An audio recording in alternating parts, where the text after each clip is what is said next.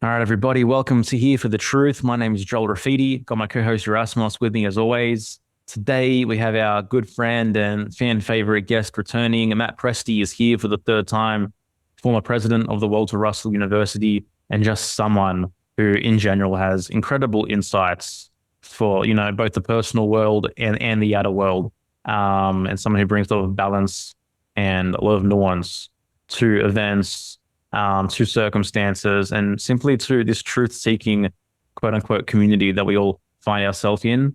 He's a voice of reason. There's no doubt about that. We get into, the recent events surrounding Donald Trump, and just, a lot of people's immediate reactions. And we discuss the psychology behind what we're seeing from, different sides of the camp, and also maybe just the path forward for us all to bring, I guess, more complexity and more effort into our way of thinking. It's a very timely, engaging conversation, in my view, and we hope you enjoy it. But right before we get into that, I just want to highlight that our 10-week group coaching program, Rise Above the Herd, the doors officially close in less than 10 days at this point in time, and there are 5 spots remaining. So if you're listening right now and you're in a place where you feel a little bit of stagnancy in your life, you feel as though you've been walking a path, but your dreams haven't been fully actualizing, you feel there's a gap between who you are and where you think you should be, then simply put, Rise Above the Herd is for you.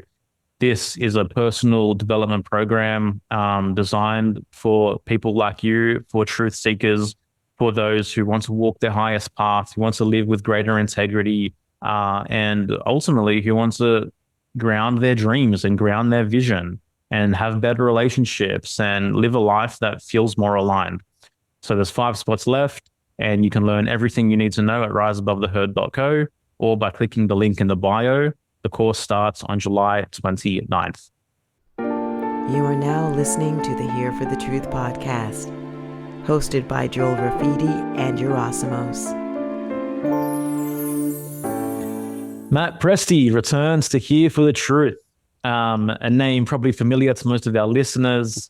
First joined us on episode 96, diving into the work of Walter Russell and the secrets of light. And then joined us again on episode 134, talking about the creator within, musician, philosopher, former president of the Walter Russell University, all-around legend, a good friend of myself and Erasmus. It's amazing to have you back here, man. How's things? Absolutely splendid, bro. Just couldn't be happier with life, the way things are going in my personal world, and kind of enjoying the show, on the outer world too. Yeah, bro, for sure. I want to get like a little snapshot or a Presti synopsis of the state of the world right now. What are you feeling into as we speak? Clusterfuck. That's a good word. Well, I'd say it's interesting. The recent Trump assassination attempt is bringing out a lot of things in people that, psychic garbage, things like that. Bernard Gunther had a good take on it with the negative side of the black pill through their community. And, the everything is fake, all of it, the whole entire thing, which is kind of like simulation theory to me. I like what you guys have to say about nuance. And I think it's such an important lesson for all of us that it's not just black and white. Nothing ever is, except maybe God, right? But that's a whole different subject we'll get into. But there's that nuance. So we got to look at these events and ask ourselves why we feel the way we feel about them and what are they bringing up in us. And, these kind of things are watershed moments. I just thinking today that maybe there's 10 events in our entire lives that we'll ever experience where we'll never forget where we were or what we were doing when it happened. And that's one of those events. So like 9/11 or, COVID, for instance, these are sort of historic moments. Is it the space weather upstairs, the astrology? Is it the demon star? Or, there's all kinds of takes on this, but nonetheless, whatever the impetus is behind it, I think it's a good chance to really take a look at ourselves, and put the magnifying glass on the inside and also respond with as best to your ability, level head and, try to find that creative switch. which helps us to make it through and maintain. Yeah. I hear what you're saying, man. And something that we've talked a lot on this show, and something that's been like at the forefront of my mind for a while now, and I'm bringing it up again because it relates, is like observing in individuals this need to have certainty immediately, and not be able to dance in the nuance, and not be able to say, I don't know, and wait and see how things unfold. And I think that's one of the major issues of human beings, because they need that safety. Like everything's fake, it was staged, whatever the case may be. I also find it fascinating that like people more on the left are like all of a sudden the biggest conspiracy theorists. They're joining the club. That is very interesting too. And something Gunther pointed out was how that it's all fake, it's all staged actually lines up now with the leftist view of, so they're careful who you court, who you dance with. But also I think it's interesting that there's a need in people to tell the whole rest of the world that, I've changed my mind 35 times. Why don't you just gather the facts and then present your evidence at the end of the day? You don't have to inform everybody all the time that you're constantly changing your mind about everything. I mean, people get it, right? I think that's because their identity is so determined by what the other thinks of them. And so all of a sudden now, if they feel as though the collective mindset has shifted and they think, oh, people still think I'm thinking ABC is true instead of XYZ, then I've got to tell everyone immediately that, I'm on their team. I'm changing my mind. I'm following the status quo, so to speak. Yeah, and just that they, possibly don't want to be lumped in with anyone else. But yeah, I don't think when you really establish yourself as a critical thinker, you have the ability to absorb the nuance, to hold it, as Gerasimos said, and to, take a few days. There's no law in this universe that says you have to pick a side within 24 hours, But I see the pros and cons of this whole entire thing. And I think for the most part, it's more good than it is evil. And, we can get into the reasons why, but I think it has a lot to do with where we are as a species in our development. It definitely feels like a huge, like a pinnacle turning point, in this overall timeline that has taken place, And I mean, I just think about it, like how big the trajectory shift can be, if with 1 inch, right? How the huge ramifications of where we're headed based on that. Imagine all around the world right now, we're witnessing footage of a guy's head blown off in real time, as opposed to, right? And how would we be responding? And how would everything else be playing out as a result of that? And then I look and I see like truthers, like, if they really want to kill you, they don't miss. And they bring up JFK and stuff like that. And it's like, can something organic not play out? It's like, well, what are your thoughts on that? Well, I got a guy in the group, friend of mine, Mark Archer. I've had him on the show before, and he seems to come from the camp of, he says it's all theater. I said, well, so are you. You're in the everything is theater. So I like to call that out. I just, to me, it's not just simply all black and white all the time. Yeah. And I think that says a lot to what our ability is to sit and hold these things that are contradictory until we figure it out or until more evidence emerges. You don't have to shout to the whole world. I don't, I've changed my mind 35 times. It's this, it's that. Just, again, collect your facts, collect your evidence. And one of the things I see in a lot of the veteran researchers is this ability. In the younger guys, it seems like they're all over the place, back and forth, in and out. It's fake, it's staged. No, wait, it's real. No, wait, it's planned now versus staged versus, and it's just a lot of back and forth. But, sometimes you got to just sit with stuff for a while, collect facts, collect evidence, and see how things change over time. I mean, all kinds of stuff is pouring out on the shooter now and ties to Raytheon, who owned the building, that he was on top of the roof, and the fact that 2 cops did confront the guy. They climbed up the ladder and then they went back down the other way because he pointed the gun at them. And there's all kinds of stuff coming out. So it does seem like it was more of a planned sort of let it happen scenario. And the Secret Service is under fire, and they should be. You know, if I was that guy, if I was in a presidential position of that magnitude, the DEI hires and all that, ladies, I love you, but man, give me some Navy SEALs and some Green Berets, bro. If I'm going to be out on that kind of a world stage, I want the best of the best and big brawny motherfuckers who are going to take bullets left and right, you know? There was that one image of like the woman cowering behind everyone as well, you know? And so like, I agree with you. It's like, who's the best of the best? People that are trained, people who have lived their lives doing these kinds of things.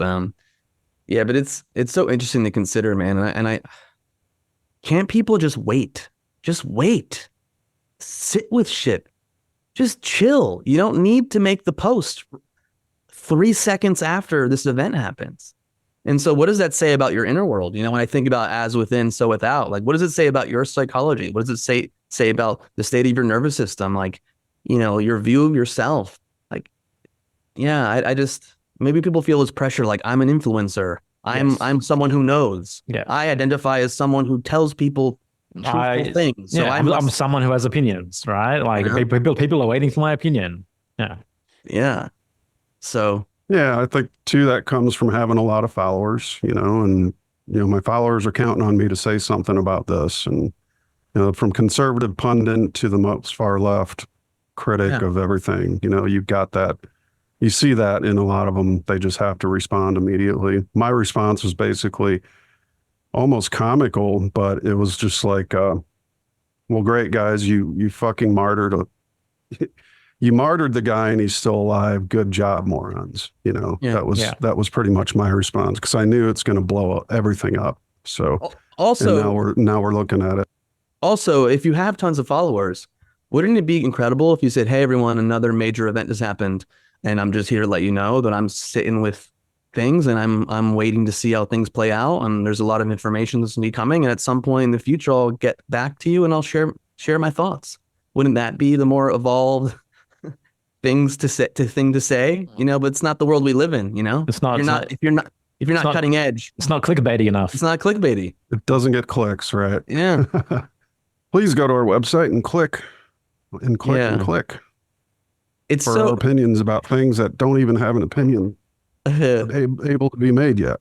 It's just, yeah. I mean, I'm so curious to see how this plays out now, and I love what you said, Joel. Like, if we're working under the premise that this was a real event, that 1 inch, how would people's nervous systems be with the footage of like instant viewing of this happening? It couldn't be censored, and so millions upon millions upon millions of time, this image would be viewed by children, all human beings. Like, I can't.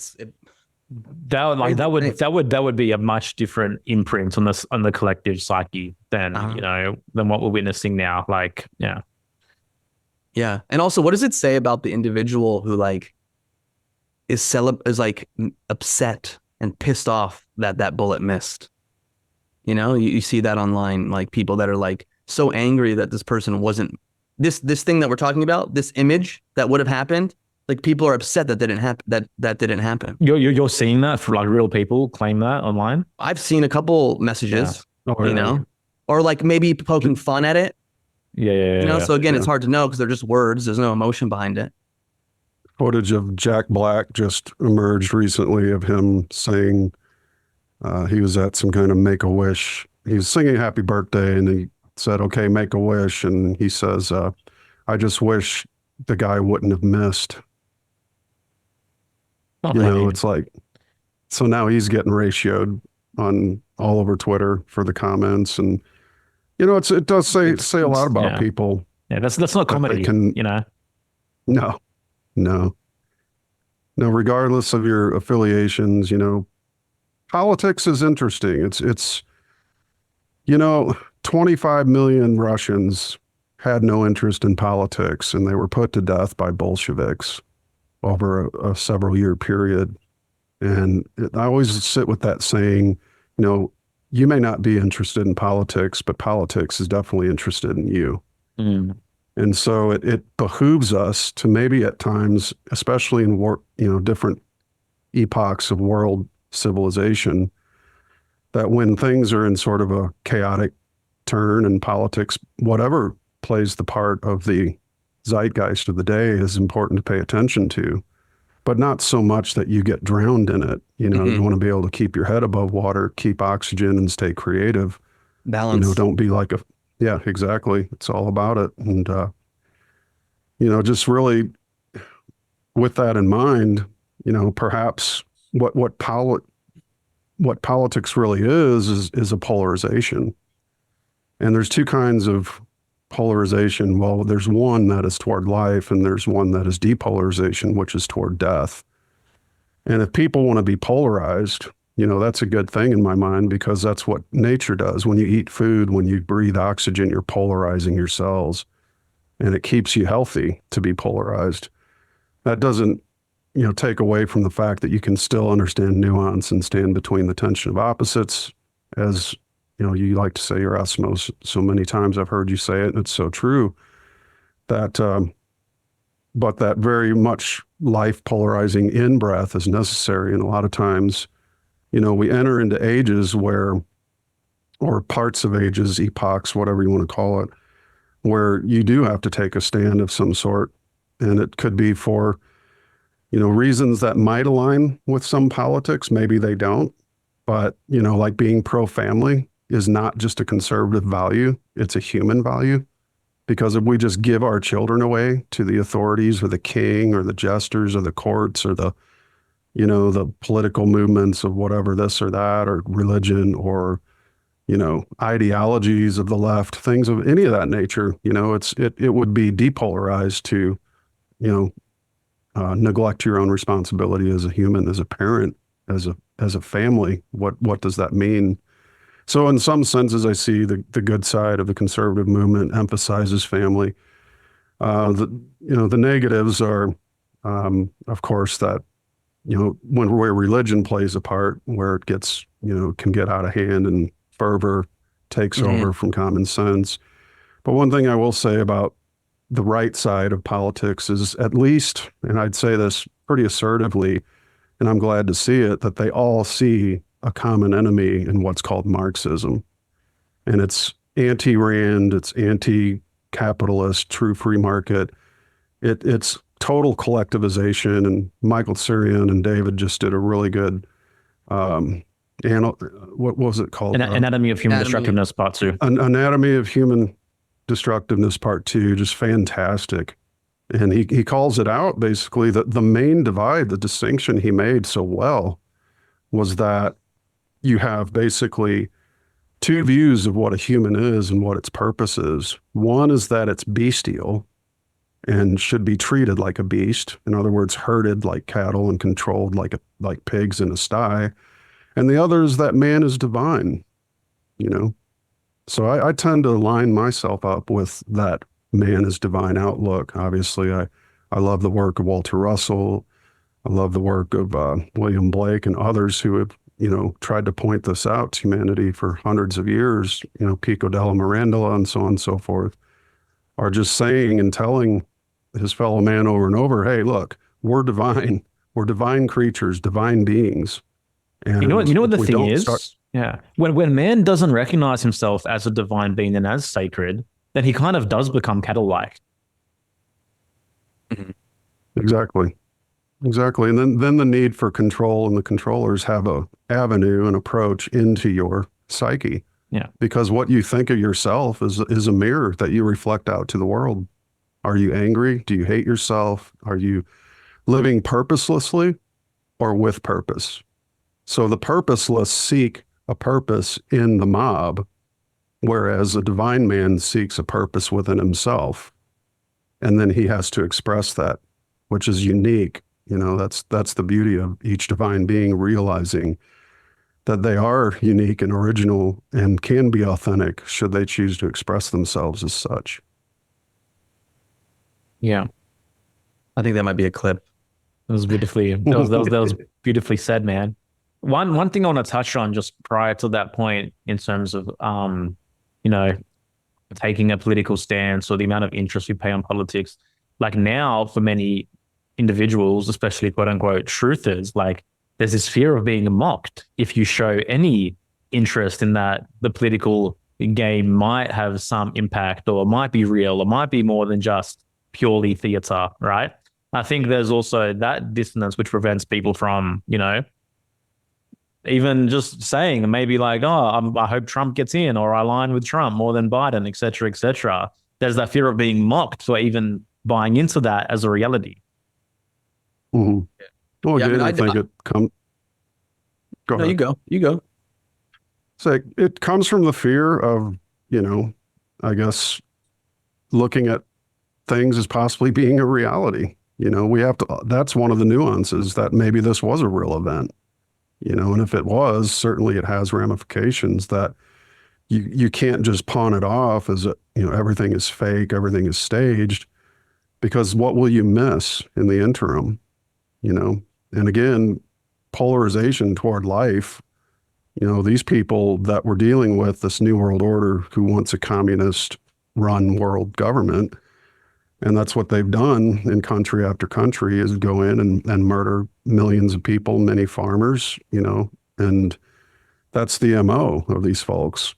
And they rely on the mob mentality in order to implement their goals that they want. They want the destruction of the individual who could otherwise free himself from this system and maybe learn to control his own life and use the system for his own benefit, versus, they want people that are acquiesce, that are followers, listeners, that do what they're told, that are authoritarian in their mindsets. We saw it with the masks. How many people put the masks on? That was like a symbol, of conformity. And that's why I never did it. I couldn't. But again, that comes from years of studying this stuff, how I sat so many hours alone and tried to psychologically work out 9/11, and why so many of my coworkers couldn't even listen to anything I had to say about some of the questionable events of that day. But again, this comes with a lot of risk. There's a lot of fear that is inside you when you openly question or openly take a side. It's not a popular position in a lot of people. It's definitely split families up in many ways. And, but then there are those things that happen where you see the commercials and the newscasts and the influencers saying how the unvaccinated were the most dangerous people in the world. And now that's all 180 degrees. Now they're being called out. Everybody's aware that the whole damn thing was for the most part, the whole damn thing was a massive psyop and a biological nightmare to all people who took this experimental shot. I read a tweet today that said in 6 years' time, 80% of people will claim that they were always anti-vax and always pro-Trump. Yeah, exactly. I reckon there's some truth to that. Right. Yeah. We'll see. We'll see how things unfold. Things have been predicted. Yeah. Yep. Yeah. But it'd be interesting to know the statistics, because there's still people on my Facebook feeds that still, I got COVID. I'm there's still, I'm in LA, their masks are coming back and some people are wearing them in different situations. So, it is interesting to see that happening. But generally speaking, the narrative has shifted in terms of what really went down, the last few years. Yeah. Right. And in terms of what we'll continue to see, in terms of what you were saying, in terms of politics and taking a side and things of that nature, I think it would help people to see beyond it as I'm taking a vested interest in politics, and instead I'm studying and learning to understand ideas and where these ideas lead to and what results, what fruit they give, or what depravity ultimately arises as a result of following this idea to the end path. And I think that's what's really important. And so instead of I'm closing my eyes, closing my mind to politics altogether, it's let me take the time and effort necessary to understand these ideas and where the road ends. Yeah, I agree. I mean, I definitely think I'm someone that sometimes can just be apathetic to politics and be I don't really give a fuck because I'm busy living my life, And I think on one side, there's value in that. And like you said earlier, Matt, it's, you don't want to go too much one way or the other. And I think this event and other things have got me to focus in conversations I've had with certain people in my life to go, okay, I can kind of dip my toe in the water and kind of get a little bit more interested in some things that are happening in the world and then in the U.S. landscape. because it's easy for me sometimes to be like, I don't give a fuck. I don't care about that shit. You know, like I don't have time for it, you know. But then I know people that like their job has nothing to do with these subjects. And like they're spending hours upon hours upon hours reading about this stuff. And it's like other things that are more relevant to their day-to-days are being ignored. So again, as each individual needs to decide for themselves, okay, how much time am I willing to put into, you know, reading every blog about, you know, Biden or Trump or whatever. And it's like, well, you know what? Maybe I should learn how to be a better husband and a better father. That might be a little bit more beneficial to my life. Do you know what I'm saying? Oh, yeah, absolutely. And where do your priorities lie as an individual, you know? And as you said about idea, Joel, I think it's, you know, ideas are neutral until they are acted upon, and then they become polarized. So again, I think, you know, naturally we tend to take the side of ideas, as Andrew Breitbart said, politics is always downstream from culture. So what are the ideas that infect our cultural outlooks, our cultural attitudes? Do we have a culture of life, or do we have a culture of death? Do we have a culture of sterilizing and neutering our own children, or do we have a culture of seeing our children grow up in a familial environment where they're loved and they're taught to respect their fellow humans? You know, they're taught that what they do to another human, they do to themselves. What a different world we'd have if we had a polarized, ideal relationship like that. Yeah. And an understanding that culture really is the driving force of politics. And so what creates culture? Creative people. Yeah. So what are people creating? You know, and that's why creativity is so very important these days, because it creates the culture that people then become political about. Where do your polarizations lie and such? Yeah. And, you know, one thing that came to mind as you were saying is like, do we have a culture that fosters the value of the heart, or one that, you know, shuns it and closes it off and, you know, negates its value? And I think about a lot of the immediate responses that we got, and the fact that, you know, someone died at this event as well, you know, and it's like, how many people brought in the value of the heart in their commentary? It's difficult to drop into the heart when you're on this 24/7, bouncing from one headline to the next headline. You're not connecting to nature. You're not sitting with yourself, because it's so above the heart. It's so cerebral. It's so mental that like you need to have space. You need to go for a walk. You need to hug a tree. You need to listen to the nature sounds, like in order for you to settle enough to be able to tap in my opinion, or like go experience a beautiful piece of art by yourself, you know. But like this like ping pong ball or like pinball machine of all this fucking shit coming at you. How do you? It's hard. It's hard to kind of and through it, and mostly through a digital interface as well. Yeah. Like if you're sitting with someone and having a conversation, like another person in front of you, like that's very different. You know, most people wouldn't say 90% of the shit they say online if you're 3 feet away from them, sitting across the table. Indeed. You know? Indeed. And that brings to mind that most of our orientation is screen oriented, right? We do these long dives into the social networks and capture information and sound bites and bits and clips, and we put it together an image in our minds. Yesterday, Lori and I, you know, we did have a whole day of kind of doing that, going through the nuance of gathering little bits and listening to reports and things of that nature. And I'm a veteran researcher, so when I see something happen like that, I'm instantly gathering facts and information. And I know now, though, it's more wise to sit with things before I, you know, make a loud protestation. And sometimes I won't even make a decision on what is the culmination of all the stuff that I've looked at. But I think it's enough for me to know that, too, I can look at this information, but still, as you said, hold the space for inner reflection and for having a conversation. Lori and I called a couple friends in Virginia yesterday, and we talked for a good hour, and we just ran by different things that we were all looking at. And they seem to be more on the side of maybe it's possibly fake or staged or planned, you know, and I'm sort of more on a, you know, well, it's possibly real. It seems to be real to me. And then there's obviously gaps in the So, but it was just good to talk to two other people, and we laughed and we shared some moments. And, you're not just reflecting all by yourself or keeping cold counsel, as they would say, which can often lead to depressive, dark outlooks for the future. That, evil is so powerful that it just completely manufactures all of reality, and that there's no reality whatsoever anymore, that every act, every major thing in the world is all staged.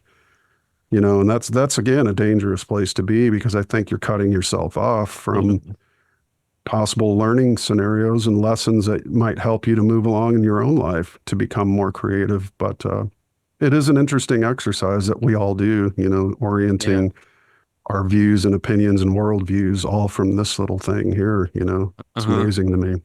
That's why I love. I don't want to get too caught up in it. That's why I love our community, Friends of the Truth, because that's a place where I think different people can come together and share their thoughts and opinions on stuff, especially when like some major event happens. For me, I definitely love to, as I'm gathering facts and going through things, I like to entertain myself with all the memes that come out when a new event occurs. I think Absolutely. It's hilarious. Like the meme with Trump's face superimposed on 50 Cent. 50 Cent's body, and then like song playing behind it. It just makes me freaking laugh. Like, it's so Dude, funny. memes are like the oxygen to this deep dive into all this stuff. You catch a meme, you're like, yeah, I can look at more of this shit now, but memes are like little oxygen pills for sure. And just a reminder too, how important laughing and humor is.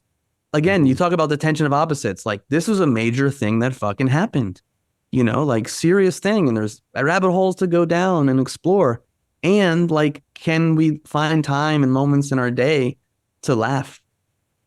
And I just feel like that's something that's always been important to me, and it doesn't mean I'm discounting the seriousness, but I'm also like leaving room for some humor to come in. I loved this one. CNN headline: Caesar injured in group hug. Oh, that was hilarious. That was so funny. Absolutely. And again, it just brings up again just like the role of media. Like, I think it was CNN that initially was like, he fell down, and then another Trump hears loud noises and falls down. Well, one was loud noises, another one was like popping sounds or something. Oh, God. Firecrackers caused Trump to trip. It's just wild. Yeah, it is wild. There's go finish. It's just really interesting times we live in. I mean, nobody can say they're bored. If you're bored, what the hell's wrong with you? And there's so much going on in the world. It's just such an amazing time to be alive. But as you said, Erasmus, don't lose yourself. The rabbit holes are for rabbits. Don't forget that, guys. Humans belong above ground. Yeah. If you're going to go down in a rabbit hole, take plenty of oxygen with you, but don't live in one, for God's sakes. The real stuff's happening up here on the surface. And, that's where the light is. That's where the action is. And, you can't hunt in a rabbit hole. You can't sniff flowers in a rabbit hole. You can't, it's dark, dank, damp. You got to come up for air and live your life and love and laugh. And don't forget to be human in the whole of it, Yeah, exactly. I think living in the rabbit hole definitely fosters apathy, for sure. Mm-hmm. Yep. Yeah. There's a really powerful Ayn Rand quote, which I think is super important. It's a longer quote, and I am going to read the whole thing because I think this is really important for people to grasp. And also, I feel like if I don't read the whole thing, the ghost of Ayn Rand might come after me. So she says, there's a dangerous little catchphrase which advises you to keep an open mind. This is a very ambiguous term, as demonstrated by a man who once accused a famous politician of having a wide open mind. That term is an anti-concept. It is usually taken to mean an objective, unbiased approach of ideas, but it is used as a call for perpetual skepticism, for holding no firm convictions and granting plausibility to anything. A closed mind is usually taken to mean the attitude of a man impervious to ideas, arguments, facts, and logic, who clings stubbornly to some mixture of unwarranted assumptions, fashionable catchphrases, tribal prejudices, and emotions. But this is not a closed mind, It is a passive one. It is a mind that has dispensed with or never acquired the practice of thinking or judging and feels threatened by any request to consider anything. What objectivity and the study of philosophy require is not an open mind, but an active mind. A mind able and eagerly willing to examine ideas, but to examine them critically. An active mind does not grant equal status to truth and falsehood. It does not remain floating forever in a stagnant vacuum of neutrality and uncertainty. By assuming the responsibility of judgment, it reaches firm convictions and holds to them, since it is able to prove its convictions. An active mind achieves an unassailable certainty in confrontations with assailants, a certainty untainted by spots of blind faith, approximation, evasion, and fear. Beautiful.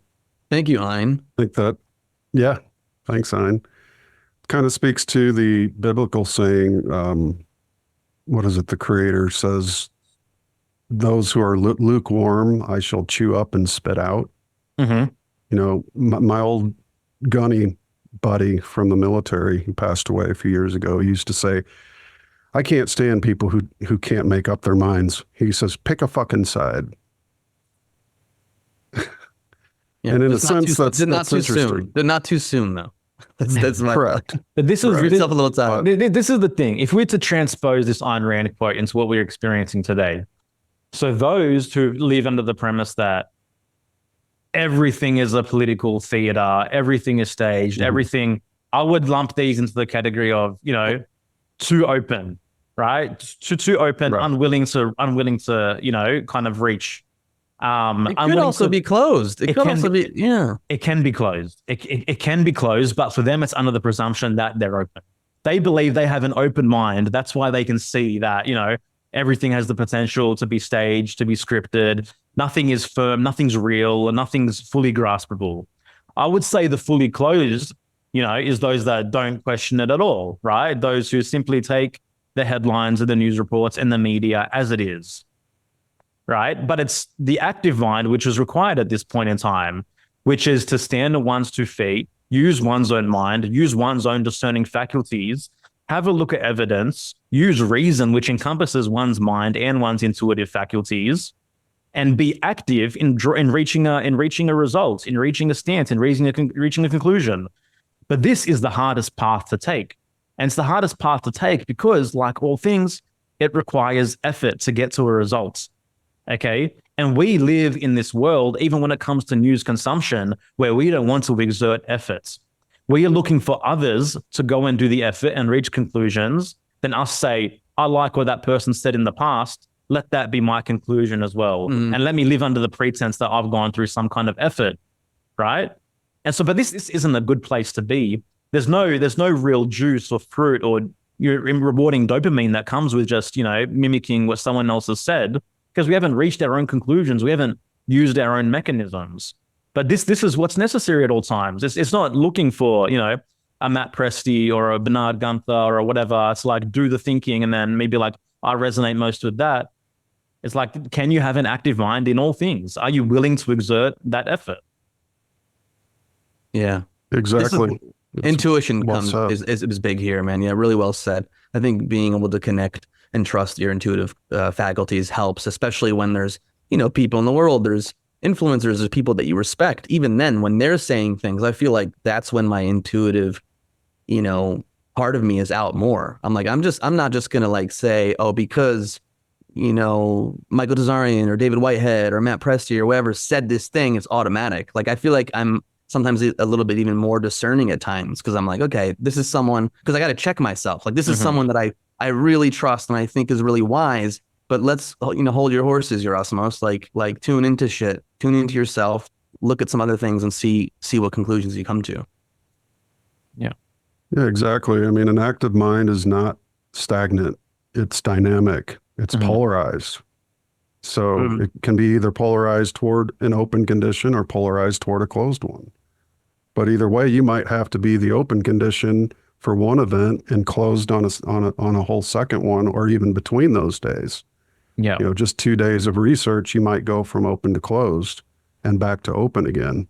Yeah. But so yeah, it is very nuanced, as we started this whole conversation with that. Yeah.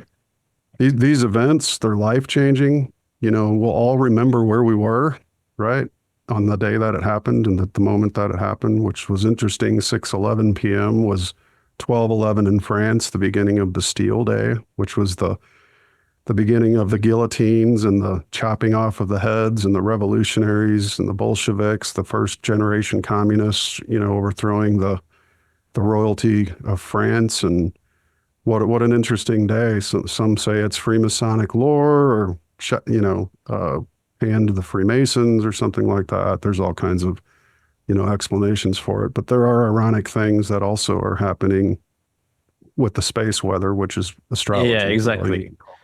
Exactly. So, and have you done a tarot reading on this whole thing yet? I'd be interested to hear if you have. No, I haven't, man. I rarely do readings for like global events or world events. Okay.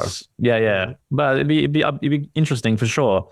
But there's no doubt, like the astrology was very uniquely primed for mass aggression towards Trump on this day. I think it was something about Mars-Uranus conjunction or something like that in his personal natal chart. And I mean, there's loads of astrologers who days before this event were looking at this and predicted an assassination attempt is possible on this particular day. There's multiple videos out there of that. Yeah. It's very interesting. Very interesting. Yeah. For sure. One thing I was going to say is like this culture that we live in, which in my view, from an astrological perspective, is very Geminian in the sense that it's quick paced, it's very informational, it's shallow, it's short bits of data that we're consuming. But when someone is now today consuming 1,000 sound bites of information, in a day or whatever it might be, this actually doesn't foster an active mind. It fosters a passive mind because we're not really willing to look deep at anything, right? We're just scratching the surface on a large array of different things, And so I think this actually stunts one's ability to think deeper, to have more focus, to pull more threads on one particular issue, as opposed to we feel we're overwhelmed and drowned with information, basically, is what I'm saying. And this fosters passivity in thinking. Joel, are you calling me shallow? Yes. All right, we need to have a conversation. Okay. That's too much Joel's time on Twitter. That's Joel's passive aggressive side. He came up with this really deep thing in order to talk about like the state of the collective as a way to just be like, I gotta talk shit to Erasmus. I see what you're doing, bro. That's the way the Scorpio does it, bro. Yeah. I got my eyes on you now. Matt Presti sees it now. Our eyes are awakened. Our minds are awakened. Yeah, indeed. It's funny because there was a post this morning, speaking of, right? And it said, how interesting it is that your neurons only fire to a potential degree when you're reading blips and blurbs and hearing sound bites from posts and social media. But when you sit down with a book, there's actually a full cycle impulse of neuron firing that takes place, which is longer and it does more for the mind in terms of book reading versus reading excerpts or posts, as they call them. So that was just an interesting, again, little nuance there that popped up like a whack-a-mole, But yeah, wow, what an interesting time to be alive for sure. And there's a lot of us, the problem is with information, we get really good at it. And that's I guess what a veteran researcher might say they have an advantage with is that, you can take in 1,000 sound bites and still not form an opinion. There's no law that says you have to become opinionated within a certain amount of time or even ever have one. You could just sit with the information that you've researched and you may have a love for it. Some guys are addicted to it. For me, I could take it or leave it, but again, there's these watershed moments that are like so rare that they happen, maybe 10 of them in your whole entire life. And what we saw with the it feels like we're living one every single 6 months right now. Yeah, they are increasing. Terence McKenna talked about that with his time wave theory, that novelty would increase, that these events would eventually increase and become more and more frequent. And they talk about this mathematical singularity, which I don't necessarily agree with, but It makes me wonder too, is this all part of some part of the human crevolution where, maybe we're getting to the point, all these little sound bites and all this stuff is all code for our brains to learn telepathy eventually. I always wondered that for years, if maybe the fact that, because if you go back 10 years, let's just go back 30 years. There was no Telegram, there was no Twitter, no Facebook, there was no TikTok, there was no social media 30 years ago.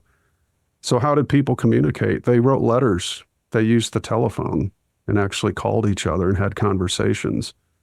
So, but with all this technology, what we're actually doing is interpenetrating each other's minds with constant bites of information, where there's sort of this group mind becoming established on this planet. Somebody in Japan, within 30 seconds, heard that the president was shot, where it would have taken 30 years ago, it would have taken several days, or at least a phone call, several minutes, but it was literally seconds. So it's interesting to me that maybe this is nature's way of making people into like human neurons themselves that can communicate information at extremely high data rates, if you will, not to compare us to a computer, but we're more, again, natural intelligence might, like a mycelial network, have ways of establishing its own forms of communication that are instantaneous versus taking long periods of time, to transmit. That's always just been a fascinating thought for me to contemplate that.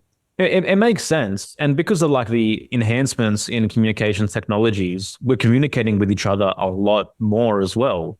And so as a result of that, I think our natural intelligence is more so able to map how the other person is going to respond to something, because we've had so much more data, consumed in interactions to be able to, discern what the result is going to be. Like we can, our own predictive faculties have gotten better as a result. And a lot of the mystics that I've studied, they talk about, like Walter Russell, for instance, he felt that telepathy and clairvoyance would eventually be a faculty, a common faculty like smell is for humans at some point in the future, that will actually attain that faculty. Dr. Richard Morris Buck also said that the new faculty that was emerging into humanity was this cosmic consciousness, which is often talked about. It's ridiculed by a lot in the Christian side of the movements out there, but nonetheless, that in the Hermetic circles and things like that, the realm of possibility is always possible. It's not a concrete black and white worldview, and that leaves potential, and I like to leave the potential for human advancement open. I don't think we can close the book on humanity and say this is as far as we're going to go. I would think it would be a real disservice to say that humans have evolved as far as they can go. We don't have any idea the abilities that we have. And when you look at a Walter Russell and in his illumination, he says he could see through the walls. He could see people riding up and down on the elevators. He says his 5 electric senses were so far pushed to their max that he could see people coming in and out of the hotel he was in, or his residence where he was in the large building there. But yeah, that's what we have. That's insane. As far as that's so wild. Yeah, the potential we have. I mean, is beyond what Neo had in the Matrix. I mean, we don't even know the potential of the human being at this point. And really, your mental qualities, your mental faculties, and your physical faculties, the communicator between those two things are the spirit. And we haven't even begun to tap the potential of the human spirit yet. And so the sky's the limit, and if that's even a limit. But there's always possibility. When the idea of like telepathy comes into play, that's just like communicating, like mind to mind communication to some degree. So then it's like, well, what do you choose to be communicated? Because I always think of that. It's like, you're just going to like I'm going to know everything Joel's like speaking about, like thinking about me moment to moment, like, is that part of it? Like, are we evolving to that? I don't know. It just makes me think of like, how do we filter and what do we discern what we put out there and send to someone and what we receive? I think we're already doing it in terms of energy. Yeah.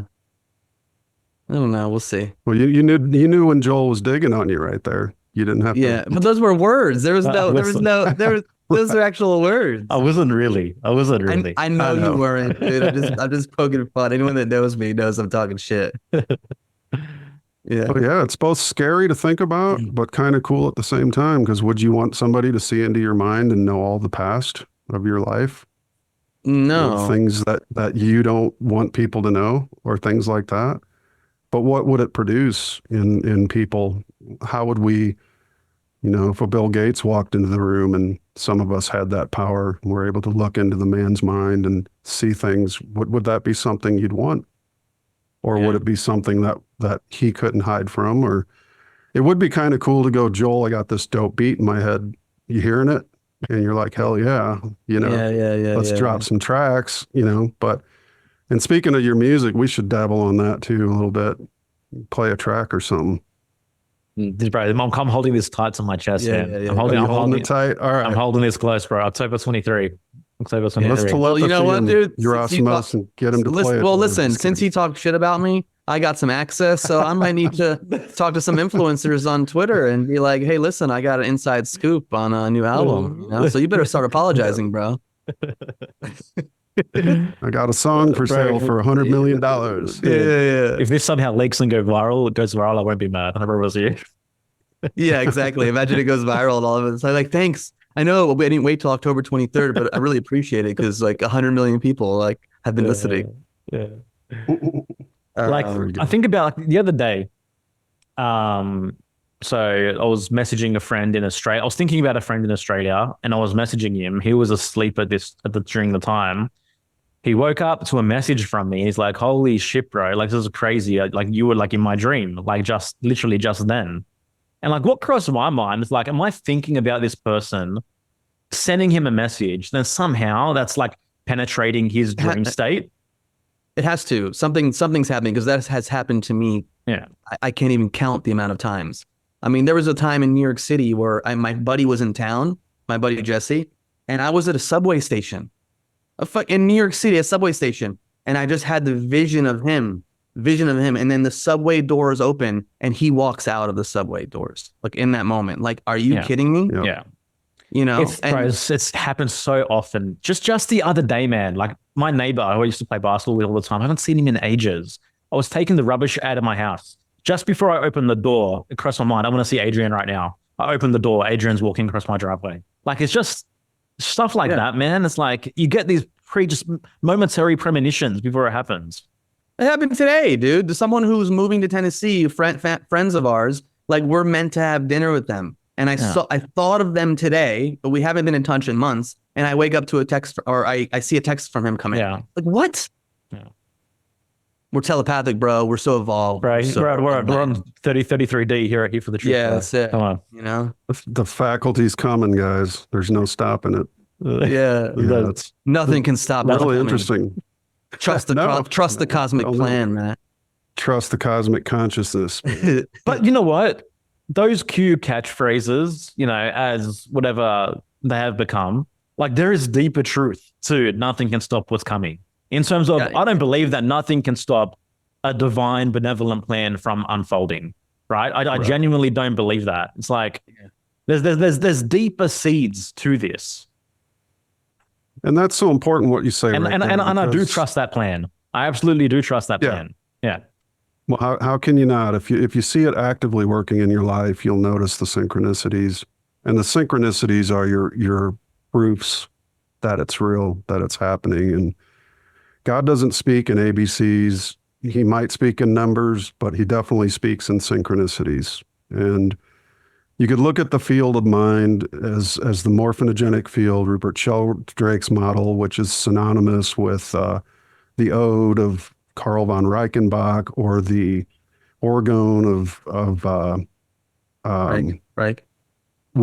Wilhelm Reich, or the still magnetic light of Walter Russell. This is the field of mind, which is not a materium. It's the mental. How would you even say it? Or the spiritual / mental. Yeah. And that literally is a field that is where, this omnipresence of mind occurs. And that's how we can think of yourself at the beach right now, or on top of a mountain covered with snow, and you're dressed in warm clothes. how can we travel through time and space if the mind isn't able to think outside of those terms, for instance, or if there's not some omnipresentness to the whole experience, which is why you could feel your friend about to walk through those doors, or why your neighbor, you could have that sense, that extra sensory perception, which is beyond the five senses, you could say. Maybe it's a sixth sense, many have called it, but again, I don't think the senses are, it's really one sense, Walter Russell called it, but it does five things that we're aware of. So why couldn't we add another one or two or three eventually over the next 10,000 years perhaps? But I think if you practice it too, you sharpen it a little bit. So when you tend to think everything's simulation and staged and fake, does that mean your mind as well? Does that mean your connection to the creator is also fake and staged? Do you have a divine sense of yourself? What does it say about you if everything that you look at in this world is unreal or a simulation or not possible or pre-planned by evil?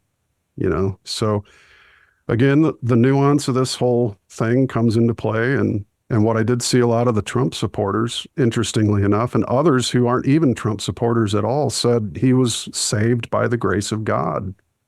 They think this was a divine intervention. And it's people who have nothing, no real support for the guy, still think that there was some kind of a divine intervention at play there. So, to me, it's like, well, I just want to throw this amazing quote, which just really, solidifies what you're sharing. Ralph Waldo Emerson, the people do not seem to realize that their opinion of the world is also a confession of their character.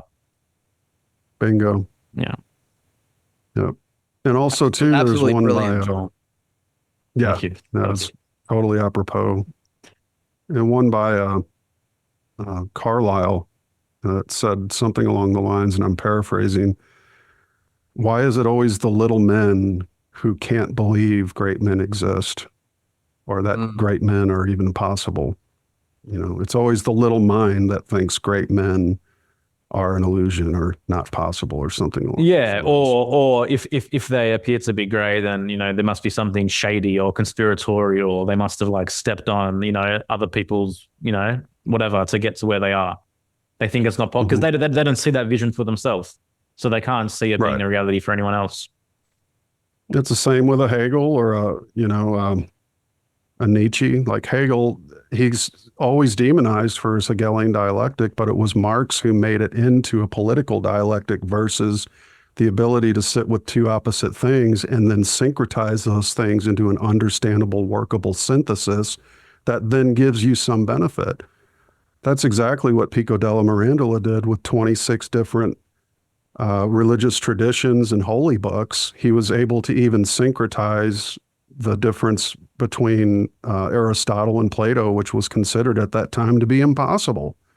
But yet he was able to sit with these two seemingly opposite, diametrically opposed points of view and find some synthesis in it, so much so that he challenged the entire Catholic Church to a debate and all the literary genius of Europe to come to Rome and debate him and his 900 Theses. And as soon as the Pope found out about that, he collected his 900 Theses and burned all the copies that they could find and threw him in jail at 23 years old, And he syncretized this stuff because he was studying Hermeticism. Who is this? Hermeticism, Pico della Mirandola. Pico della We did Mirandola. a good breakdown. Yeah, Michael mentions him a lot on Unslaved, but I appeared on Unslaved to give a presentation on Pico's work. And that was one of the takeaways that stood out so obviously to me, was that this young man of all of 23 years old, literary genius. I mean, he was able to syncretize seemingly opposite things in a way that nobody had and create a unified point of view that then he offered to debate anybody in intellectual Europe to come to Rome and debate him on his theses. And that's exactly why he got arrested and all his work burned, was because he wasn't allowed to do that. He wasn't allowed to say that, hey, everybody, I figured it out. We can look at this from a more holistic view, which is why I think Hegel gets an unfair treatment. And Tessarion that really brought that out. And, He's great at doing this, at showing the contradictions and how people will take a man's words and twist it to their own political agenda and use like the term Hegelian dialectic without even really understanding that it's more than just Marx's application of Hegel that should be considered here. You're forgetting the man, you're throwing the baby out with the bathwater, you know.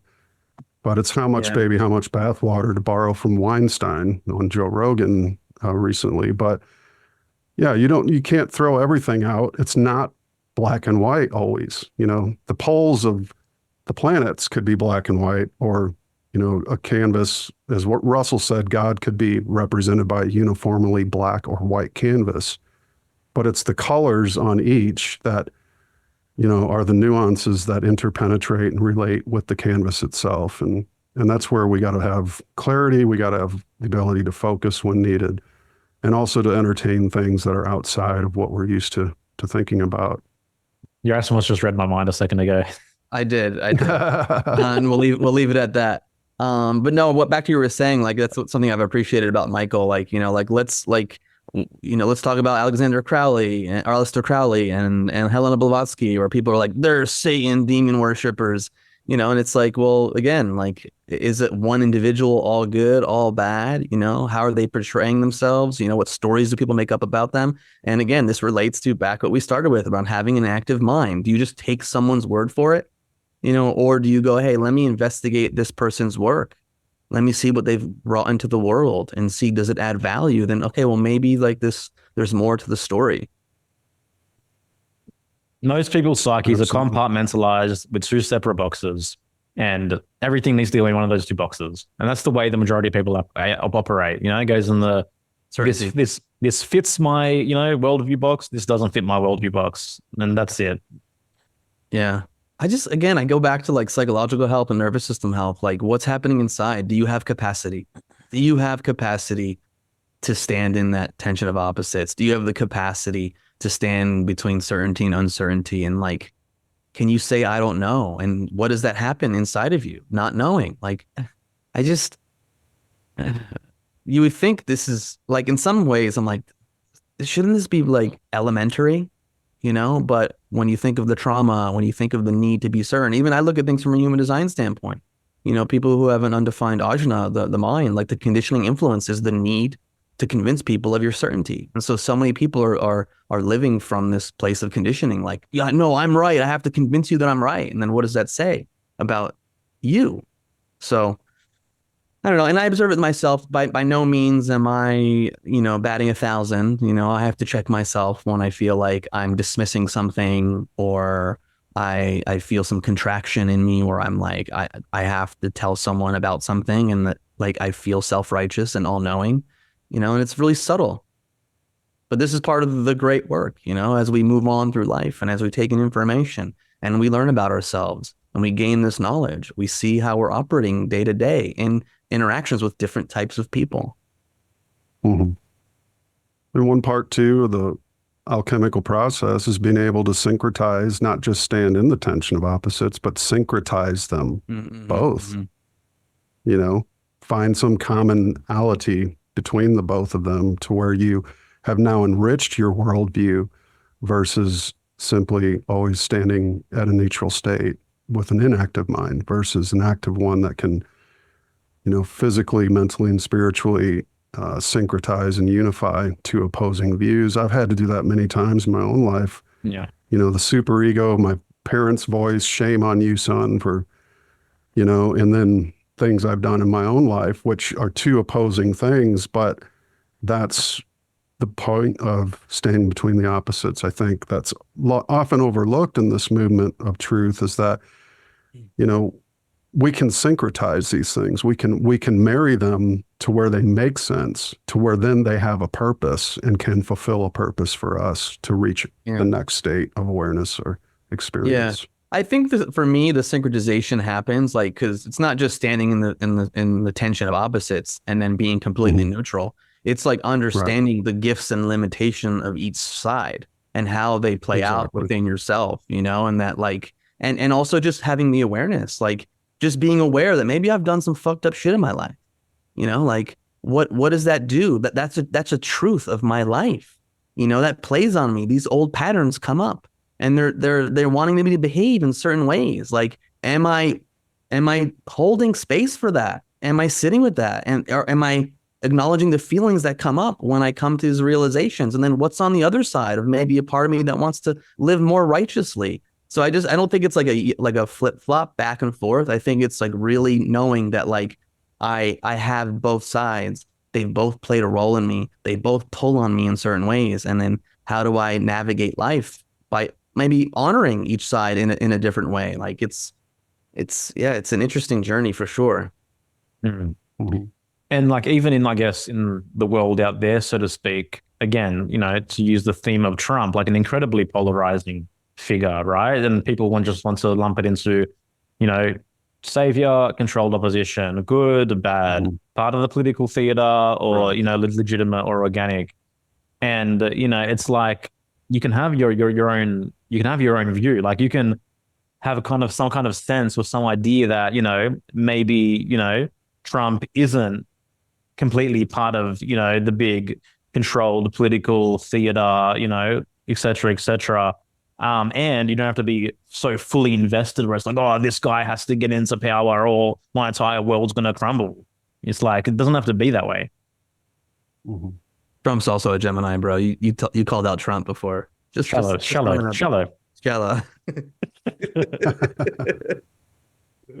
I'm saying the archetype, not Gemini individual. I know, bro. I know what you're saying. The archetype of Gemini is quick paced moving between information, quick communication, etc., etc. Like, those are the things that fit within this archetype. Yeah, you threw the judgment on there, but that's also the low side. Each archetype has like the positive. But it's not necessarily, we need that at times. It's not necessarily a low side. We need people to move through data quickly. We need that. It has gifts to it. Yeah. Right. And if you're a kid, you should stay in the shallow end of the pool. You shouldn't go in the deep end because you could die. So, there's benefits. There is.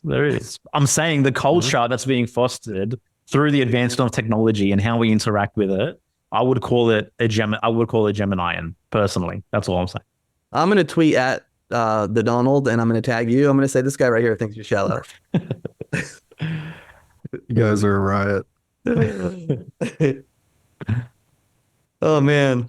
What a world. Well, yeah, interesting times, guys. I mean, it was a really cool, relaxed conversation. I'm really enjoying this a lot because it's, it's been a couple of days of extra sensory, super diving into, socials and other stuff and reading stuff and contemplating things and trying to watch and observe people's reactions has been really enjoyable too.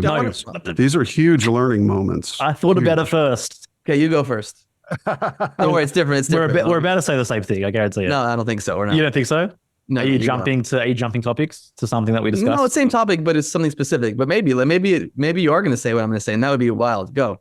Well, I was going to move into the whole Terrence Howard, Joe Rogan. Well, no, I wasn't going to jump to that yet. I was planning on that. In that case, you go first. Because maybe I haven't gone as deep into like exploring the last couple of days. Like, I mean, I've looked at some stuff. Like, I'm curious because people are using this as an example to be like, oh, like it was staged. Is that like once he was brought up to his feet and like he like told everyone to wait and then like do the iconic hand gesture, like normally during a shooting, unless they were all aware that the shooter was down, like wouldn't they have just rushed him off? Like, or did they just, because Trump is like this presence, like, okay, let's listen to this guy, and then let's stop for 2 seconds. Like, that's the one thing that I'm sometimes like, whoa, that's kind of wild. Yeah. There could have been another shooter somewhere else, Yeah, for sure. I hear that. And there's like so many variables. Like, you're right. Like Trump is a presence. Like maybe he intuitively felt by him standing up, there was no more risk. And he's like, let me use this to, seize the moment. I agree. I'm just curious, because it is interesting. It's different than how. I agree. We saw it live, and you watched it live. Yeah, we were actually at the pub up the street, and I was having a beer with my wife. She was having a mead, and we just had a long day of running errands and doing stuff, and so we just decided to take a little afternoon, have a sit down, and he gets shot. He stands up, he's standing up, and he goes down. And when they stood him up, he wasn't up all the way yet. And as they were bringing him up, you can hear him say, "Wait, wait, wait." My shoes, right? And then that's when he put his fist up. Yeah, that's what I'm saying. Like, I guess. So he sort of was directing them outside of their normal protocol, which would be to rush the guy off. But again, you could see that he was, he wanted his shoes as well. He said, "My shoes." But, he said, "Wait, wait, wait." And then he put his hand up. And at that moment, capitalism reclaimed the fist back to its own. It's true. It's true. Is that photo legit? Have you guys seen the photo of like the bullet whizzing past? Is that legitimate? Yeah. Have you seen that? I don't know. Apparently, if it's a 5.56, it's certainly, to me, it sounded like a 22 caliber. I've shot plenty of 22 rounds and I've shot plenty of 5.56, but it probably was due to the distance that it was a higher report than what I'd be used to. Is the 5.56 like AR-15? Like AR, correct. Yeah. Yep. And there's just, again, if that photographer did in fact capture, a lot of people are like, well, that was a photo op, but every time you see Trump, there's a flag behind him, guys. I mean, it's not so hard to imagine. I mean, this is apparently legitimate. Yeah. Yeah. Look at his face. That's interesting. And like he turned his head to look at the presentation board, which was talking about, and he turned his head just a moment before it. And then it would have hit him clean otherwise, apparently. Like he turned his head to the left? He turned his head to the right, I think. This is where he also had a bullet hole in his vest as well. There's a bullet hole. Is that true? I didn't know if that was there was a hole, as far as I know. But the thing about that is, if he hadn't had the vest on, that. But what was interesting was just the whole thing's interesting, right? And there are holes in the official story. Again, it got turned over to the FBI, so we'll probably never have a clear answer on what actually happened. But they have found that the shooter is Antifa, a 20-year-old who's been filmed in various videos previous to that, having explosive reactions to, even though he was registered as a Republican, which people argue that was because of his wanting to vote in the primary or something. Yeah, exactly. To vote for somebody other than Trump in the primary, which, all this stuff is just all asides. But at the end of the day, I think, for me, if you boil it all down, the whole of it was beneficial in the sense that more people are pissed at the media and the government than have ever been before. Mm-hmm. And that to me is nature's reaction. And what I mean by that is everywhere in nature, we wouldn't have a creation if we didn't have resistance to the electrical division of, an equilibrium, for instance. And if you didn't have shielding, if you didn't have plastic or rubber shielding on your electric cables and you were to hold one in your hand, it would shock the living hell out of you, right? And if it was high enough voltage, it could kill you. So even the resistance within our own veins and blood, there's resistance in the capillaries and the veins and the arteries. There's a resistance that is set up naturally. And in my sense, it's just neat to see that more people feel galvanized to say, hey, I can have a political point of view and I don't give a shit who thinks otherwise or what they say about me anymore, and in a country like this that we live in, I do like to say too, that never take political advice from someone in a country who gave up their firearms. Just be careful about it at least. But at the end of the day, it's just good to see that more and more people feel empowered and inspired. So even if an event, even if it is staged and planned, then it didn't have the outcome that the planners had intended. And that's the exact same thing I said about 9/11.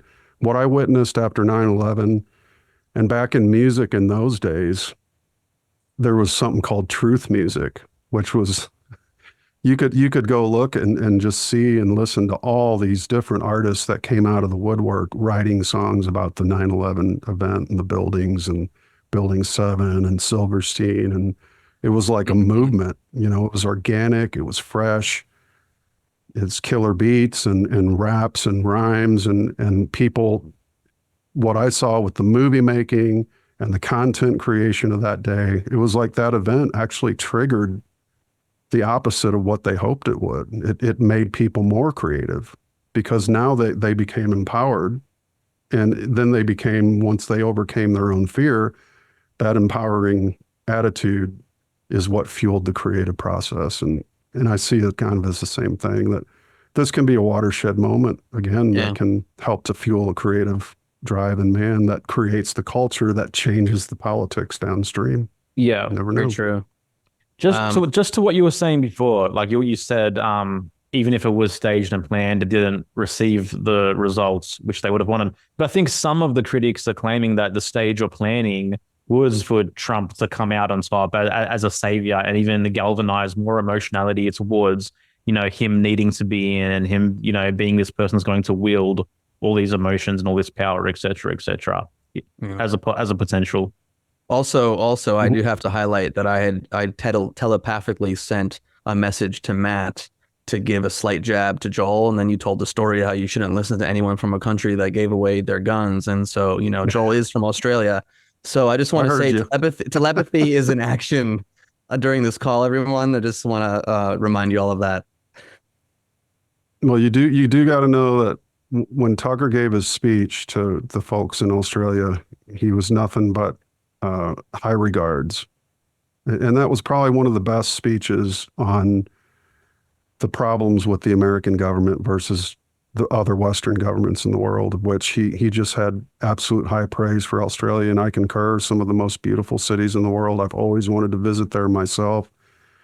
If I ever hit the big bucks, bro, I'm getting the private jet, and me and you are going to, and the three of us, maybe the families too, just jump on the jet and take a cruise to Australia for, good. Dude, I love Australia. Like, I spent 4 months studying abroad there in my third year of university. Oh, did you really? Cool. I lived in Sydney, and then I went back with my brother in 2000. You guys didn't know each other then, right? No, we didn't know each other. Like, I've always had this strong... I wasn't born yet. Yeah, you were 10 years old. You were 10 when I was in like college, like, whatever. You're doing a dine. But I always had this really strong connection to Australia, and I love the people there. And like those 4 months were, you talk about like impactful moments of my life. I mean, even just when I was in Australia, like I met Aussies and Brits, and they were talking about like, oh yeah, I've been traveling for a year. I worked for 4 months. I'm like, wait, you traveled for a year? Like, what is this thing? Like, oh yeah, gap years. I didn't even know about it. And then that's when the seed was planted in my mind, where I was like, one day, I don't know when, I'm going to take off a year and backpack around the globe. But like meeting Joel, obviously, and him being from Australia, like that was like an added bonus. I was like, oh man, I love that place. Like, and you're cool. And like, you want to create a podcast together. Like, let's do this. I telepathically sent a message to Matt to correct the Australian image. And that's why this conversation's happening right now. Got it. Download it. Oh, it's amazing. So good.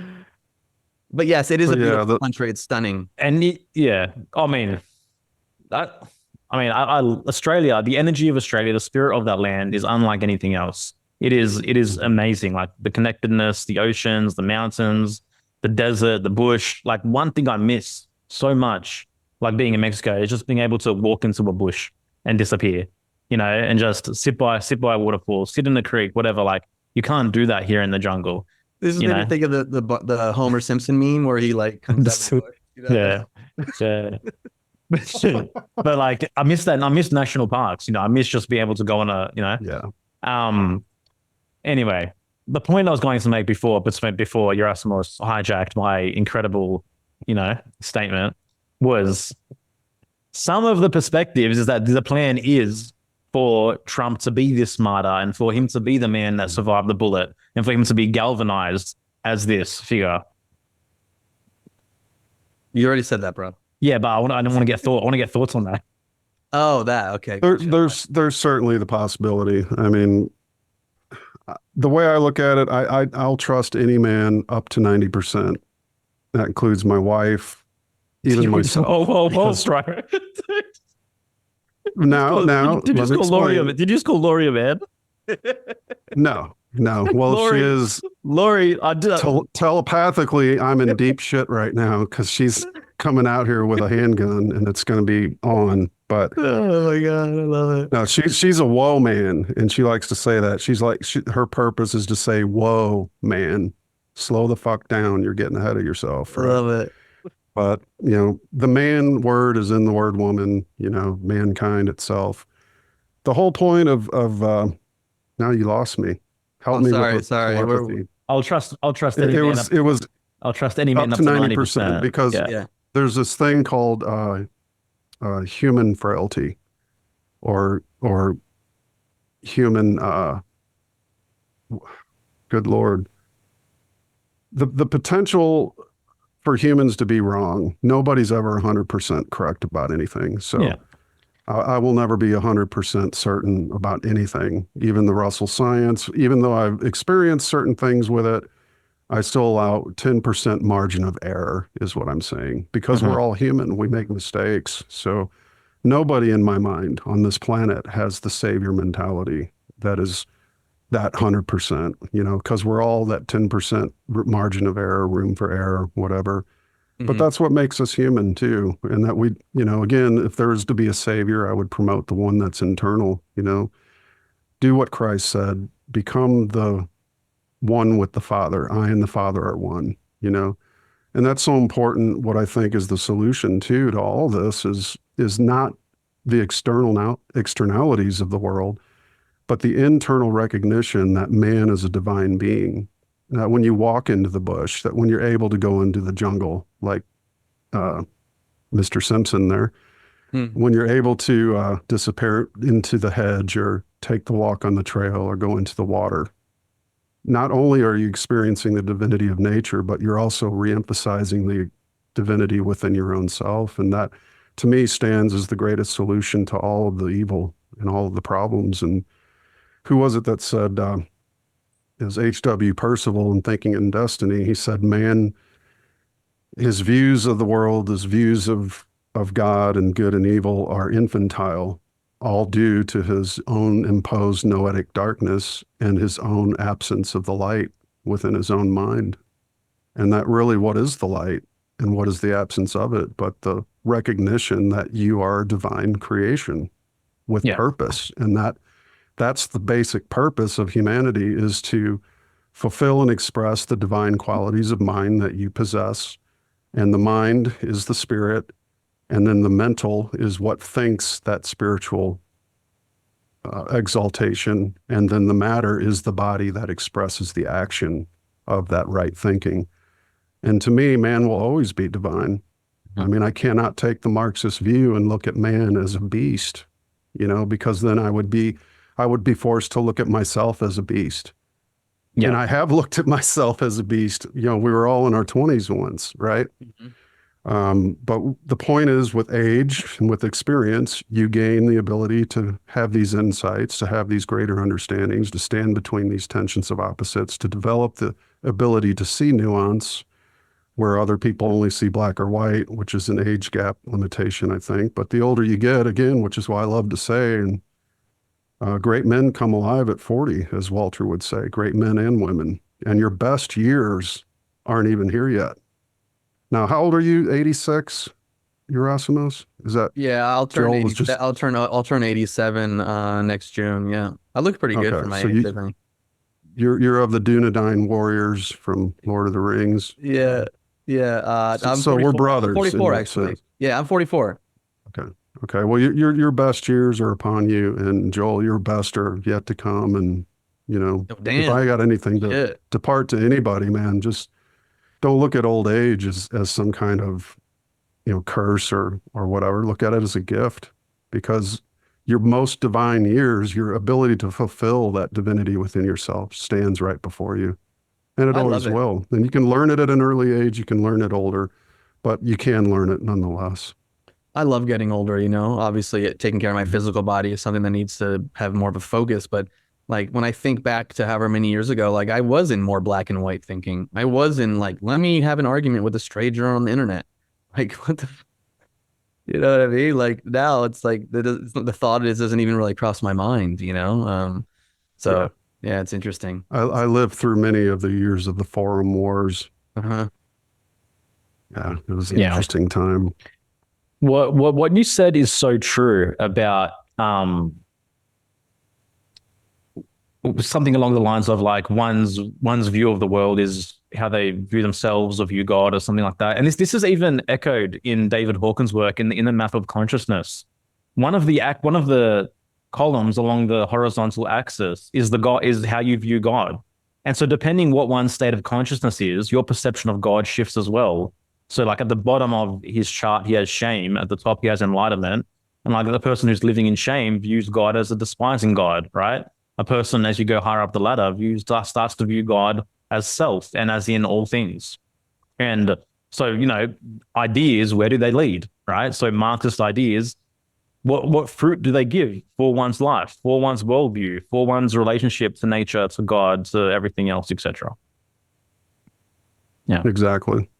And it's a mirror effect. What you think is what you give.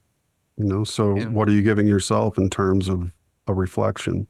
Yeah. And relationships help identify who you are and your associations and your friendships and your family relationships and the ties you have to both business and community and your circle of friends. And that's why when I turned 33, I looked at my circle of friends. I said, oh shit, man, it's time to get a new circle of friends because this one is fucked up. Yeah. And when I got out of it, I moved away from St. Louis 2 hours and I was forced to reevaluate a lot of life lessons and rethink a lot of things and started to meet new people and notice that. And the Jesus year. Oh, there's kind of reminded me of some of the people I used to hang around. And then eventually you just keep learning and you keep, reading a lot of books was really a help for me. I wasn't big on social media back then. We had MySpace back then. Yeah. I remember MySpace. Remember Tom from MySpace? Yeah, Tom. Yeah. With his like white t-shirt with his like picture. Yeah. That dude was even real.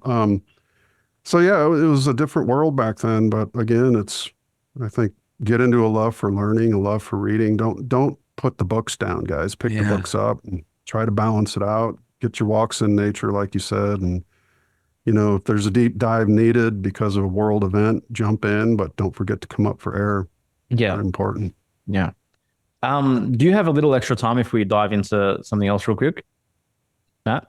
No, sorry. Hell yeah, I got time, man. All the time you want, brothers. For you guys, I'll make the time. Awesome. So, like, obviously, we saw this Terrence Howard, Joe Rogan interview go wild. Yeah. I know there's some connection between Terrence and he has an interest in the work of Walter Russell, etc.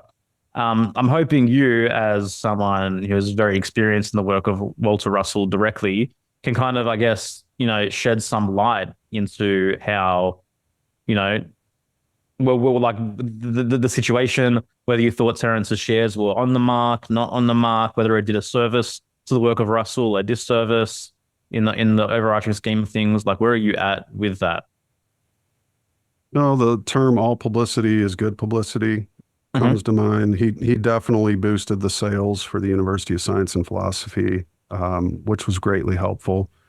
Running a museum and paying all the bills and keeping the doors open is a very costly thing in any business these days. So the boost in sales was really good to see. And Terrence is his own man. He's got his own mind. He has his own points of view. And I would say he more has taken a lot of the Russell's work and applied it where it's beneficial for him to do so, to move his own work ahead, which is totally fine, totally understandable. He's sort of syncretized his own versions of his understandings, and it's worked well for what he's applied it to.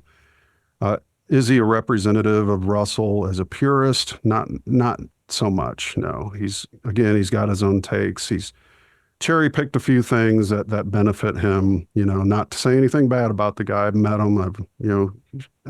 He owes Lori 4 cigarettes, by the way, Terrence, if you listen to this. Lori wants 4 cigarettes in the future. So does 4 equal 4 though? Yeah, actually it's 8. No. Well, but in all fairness to him, he's done some really cool stuff. The linchpin, the drone ideas I've seen in the videos that he's made. I did read his thesis. It was interesting. I think what he means by 1 × 1 is like you got $2, right? 1 and 1, which is more addition. But if you simply have one pen and you multiply this one pen by itself, you still have one pen. There's not two pens. So, I think it's maybe just a certain way that he looks at it that might be confusing to some people or others. But I didn't care for Weinstein's reaction to him. I felt he was dressed down, and kind of disrespected, in my opinion. He wasn't really listened to. And anytime he'd try to talk, Weinstein would hit him with, well, you're teaching. You're trying to teach. Well, so what? So what? So what if he's trying to teach? What are you saying, that only the academicians are allowed to teach? And the way I look at academia, guys, is in terms of degrees, a circle has 360. So somebody has one fucking degree. Big deal. So you're an expert on all of life, and everybody without one degree of a circle is not allowed to talk or contribute to the conversation.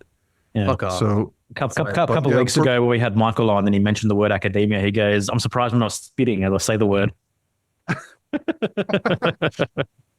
Yep, I caught that. That was good. And I agree. I mean, we call them crapidemia in some cases, or academies, as Chris, the smart guy from Missouri, Chris Langan calls him. But yeah, for myself, I think I'm sort of a Walter Russell purist, you could say, and that there's a reason for that, because I want to follow the man's work to its end. And what we've been able to do, and you and I talked off camera, Erasmus, about some of the things in terms of energy production and efficiency, research technology and stuff like that, is I felt called to take this to its logical conclusion, to its end, because one of the reasons is that a purist approach is not necessarily in terms of like Calvinist from the religious Christian perspective or something like that. It just means you're not going to mix it disrespectively with other things. You're going to follow it to its end. And what does it bear as far as fruits go? And what I've seen it bear so far is incredible. And we're just going to stay on that path because we think it deserves to be fleshed out, and I'm certainly not opposed to other people's research. David LaPointe, there's others out there that have done really cool things with sonoluminous experiments and things of that nature. But our conical coil proof of concept is a huge thing that has been really getting well-received views. Something I wish Terrence Howard would watch as well, just to know that, there is something being done. I did challenge Neil deGrasse Tyson and his colleagues to reproduce the experiment, which I made available. So you guys want to link that up at the bottom, I can throw you a link to that. And yeah, please do. it's about 15 minutes long, but it demonstrates the conical motion and the formation of spheres, which really doesn't make my flat earth friends happy. But, it is what it is. We're going to follow it and take it to its end and see what the logical conclusions are and what fruits it has to offer. And so far, it's been really exciting and really promising. So I think we owe it to the genius to do that kind of a service. And it's not like he didn't give us examples or didn't create experiments that we can reproduce. He did several, and everything that we've reproduced so far is logical, and conclusion is that it's right. It's in accordance with natural law. So exciting respectfully, future we're gonna ahead. follow it to its end. Yeah, for sure. Matt, I love you, bro. You were saying earlier, Thank you, my friend. imagination, we can think about being on a beach, and I'm just like thinking about giving you a bear hug. We can't be in person right now, we're on Zoom, and I just appreciate you. Are you feeling it, Matt? Are you feeling it? More than you know, guys. More than you know. And I love the both of you very much. Massive respect for the two of you. I enjoy your podcast frequently. It's part of my church service on Sunday, Unslaved and Here for the Truth.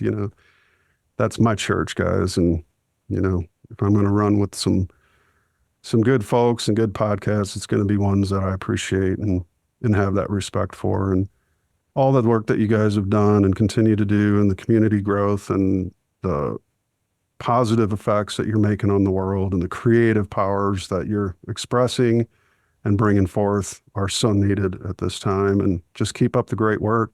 you're in the business of uplifting humanity, and that's a great thing, great business to be in. So hats off to the both of you. Love and respect. Thanks, man. Thanks, Thank you. bro. Right back at you. Yeah, man. You got it. Absolutely, man. Just And when you drop that album, bro, you got to come on Tech Talk. We'll do a 1 hour podcast. And absolutely, bro. Absolutely, man. For sure. I'd love to. I'll send you the masters anyway, so you can hear it now. I'd love I still want a CD with you want a CD? CD. All right. I'll pay the shipping. All right. We'll figure it out. We'll figure it out for sure. I'm an old bastard, man. I got to have some physical stuff to play with. I love it, man. I love it. I'd love to make you a CD. Hell, yeah, bro. I had a record player. I'd say press me a vinyl, but people are doing it. People want vinyls just for the the novelty of it these days as well. Yep. Yeah, exactly.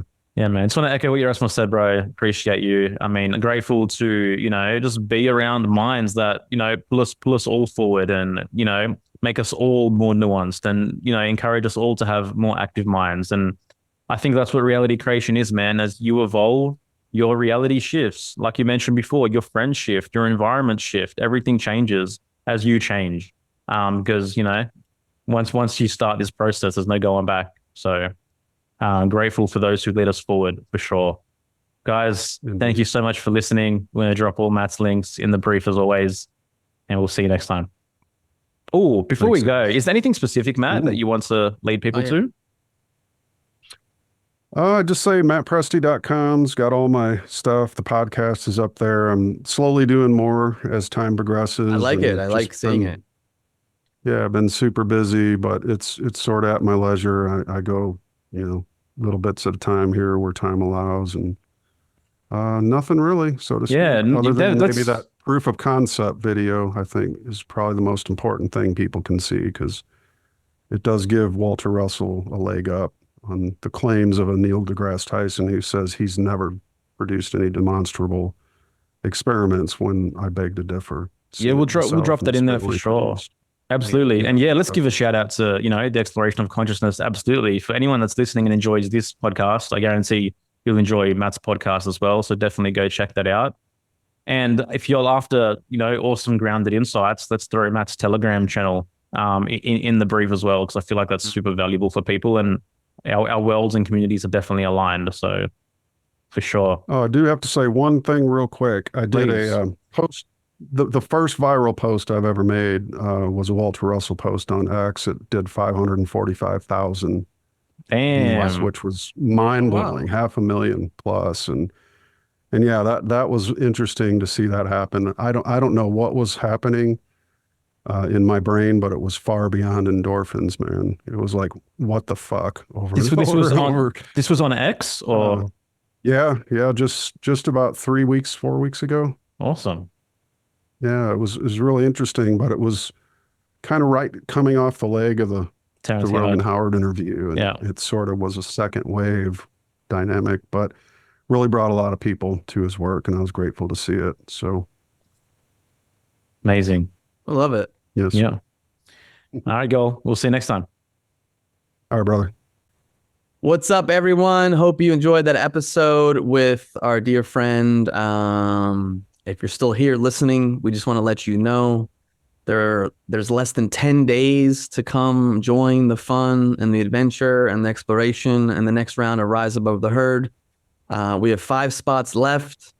I mean, just being real, like if you're tired of how things are going in your life, if you want to go deeper, if you want to get more clear on your journey, if you want to build self-esteem, if you want to really, the truth of it is, if you want to up-level every aspect of your life, cultivate healthier relationships, become more confident, go after your dreams with gusto, like these 10 weeks, it used to be an 8-week program, are going to help you get there. I don't think there's any program like it on the internet. You have Joel, myself, and Sophie leading all different types of calls. We get into deep psychological principles.